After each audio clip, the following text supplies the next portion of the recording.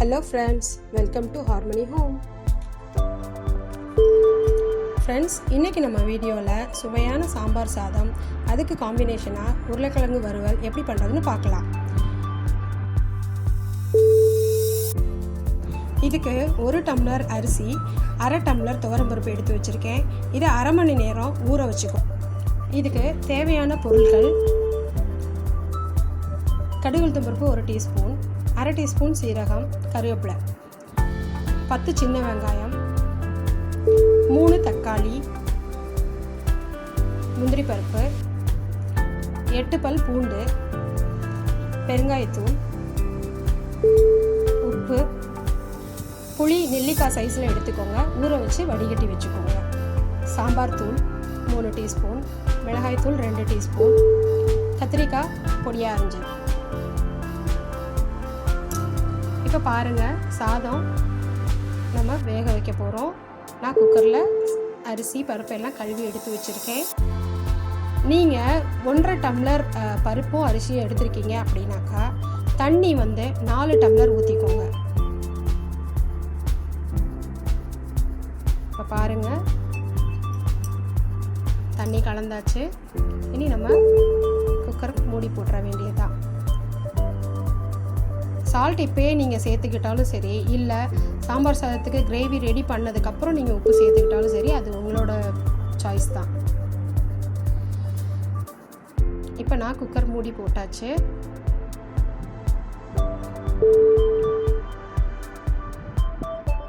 இப்போ கடாய் வச்சுருக்கேன், ஆயில் விட்டாச்சு.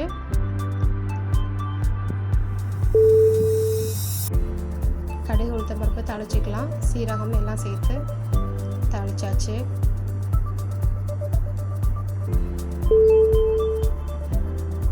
கடுகு நல்லா பொரிஞ்சிருச்சு.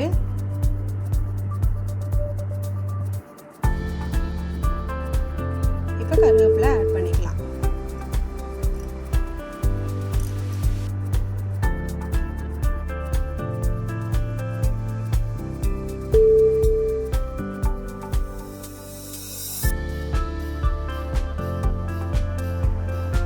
காஞ்ச மிளகாய் தாளிச்சதுக்கப்புறம் சின்ன வெங்காயம் ஆட் பண்ணிக்கலாம்.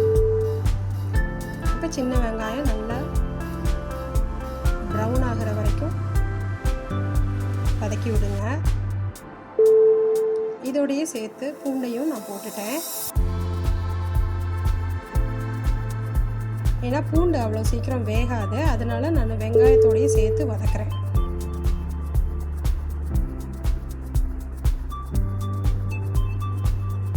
பாருங்க, கொஞ்சம் லைட்டாக கலர் மாறிக்கிட்டே வருது. இப்போ கொஞ்சம் பெருங்காயத்தூள் நம்ம சேர்த்துக்கிட்டோம்.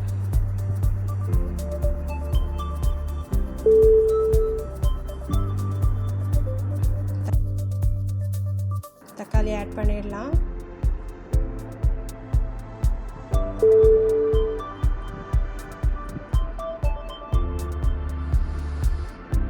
தக்காளி வெங்காயம் எல்லாமே நல்லா வதங்குறதுக்கு டைம் கொடுங்க. இப்போ கத்திரிக்காய் ஆட் பண்ணியாச்சு. இது எல்லாம் நம்ம நல்லா வேகிறதுக்காக கொஞ்சம் நேரம் வதக்கி விட்டுடலாம்.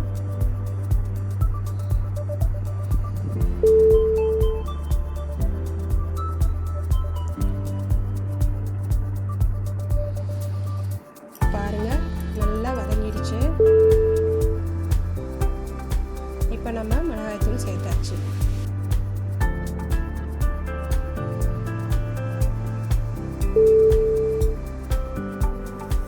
அடுத்ததாக சாம்பார் தூள் சேர்த்தாச்சு.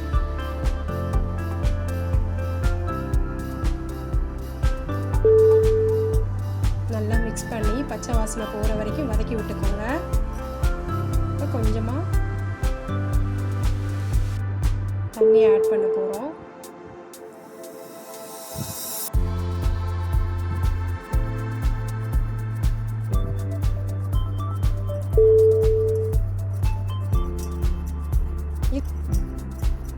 இதை கொஞ்சம் நேரம் கொதிக்க விட்டுடலாம்.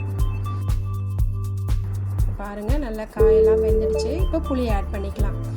காய் வேகிறதுக்கு முன்னாடி புளியை ஆட் பண்ண வேண்டாம். இப்போ இது நல்லா குக் ஆகணும். உங்களுக்கு என்னென்ன காய் தேவைப்படுதோ, பீன்ஸ், கேரட் இதெல்லாமே நீங்கள் சேர்த்துக்கலாம். நான் இன்றைக்கி கத்திரிக்காய் மட்டும்தான் சேர்த்துருக்கேன். இது நல்லா கொதிச்சு எண்ணெய் இறங்கணும், அது வரைக்கும் நீங்கள் விட்டுடுங்க. இப்போ பாருங்கள், எண்ணெய் நல்லா தெளிஞ்சு வர ஆரம்பிச்சிருச்சு. இப்போ நான் வேக வச்ச சாதத்தோட அதை சேர்க்க போகிறேன். இப்போ பார்த்தீங்களா, நம்ம வேக வச்ச சாதம் ரெடியாக இருக்குது.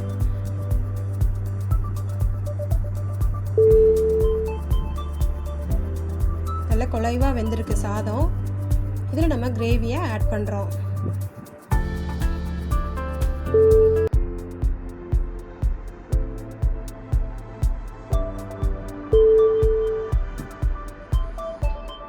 நான் சாதத்தோடு நல்லா மிக்ஸ் பண்ணி விடுறேன்.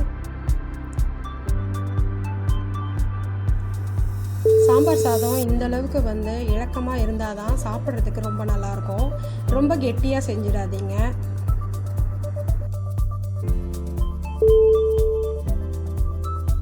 இப்போ நம்ம முந்திரியை வறுத்து அதில் சேர்த்துடலாம்.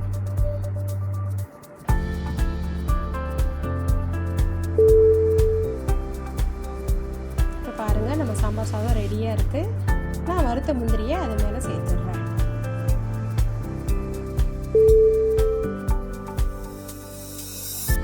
இப்போ நான் பவுலுக்கு ட்ரான்ஸ்ஃபர் பண்ண போகிறேன். உருளைக்கிழங்கு ஃப்ரை எப்படி பண்ணுறதுன்னு பார்க்கலாம். இப்போ நான் உருளைக்கிழங்கு வேக வச்சு எடுத்து வச்சுருக்கேன். மிளகாத்தூள், உப்பு எல்லாம் கலந்து வச்சுருக்கேன். கடாயை அடுப்பில் வச்சாச்சு, எண்ணெய் சேர்த்தாச்சு. எண்ணெயும் சூடாயிடுச்சு. கடுகு உளுத்து பருப்பு தாளிச்சிக்கலாம்.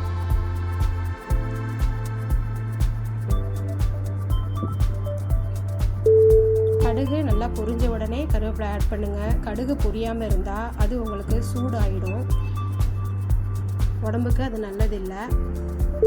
இப்போ கருவேப்பிலை நல்லா தாளிச்சாச்சு.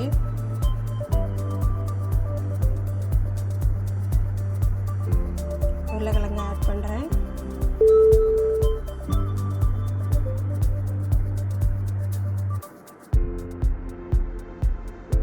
இப்போ பாருங்கள், மிளகாத்தூள் எல்லாம் நல்லா மிக்ஸ் ஆகிருக்கு. இப்போ நல்லா ஃப்ரை ஆகிடுச்சு பாருங்கள். பவுலுக்கு ட்ரான்ஸ்ஃபர் பண்ணலாம். பாருங்கள் ஃப்ரெண்ட்ஸ், சுவையான சாம்பார் சாதம், அதுக்கு காம்பினேஷனாக ஒரு உருளைக்கிழங்கு ஃப்ரை. நீங்களும் ட்ரை பண்ணுங்கள். ட்ரை பண்ணிவிட்டு எனக்கு கமெண்ட் பண்ணுங்கள் ஃப்ரெண்ட்ஸ். இந்த வீடியோ உங்களுக்கு பிடிச்சிருந்தா லைக் பண்ணுங்கள், ஷேர் பண்ணுங்கள், சப்ஸ்கிரைப் பண்ணுங்கள். பக்கத்தில் இருக்க பெல் பட்டனை கிளிக் பண்ண மறந்துடாதீங்க. தேங்க்யூ. See you soon.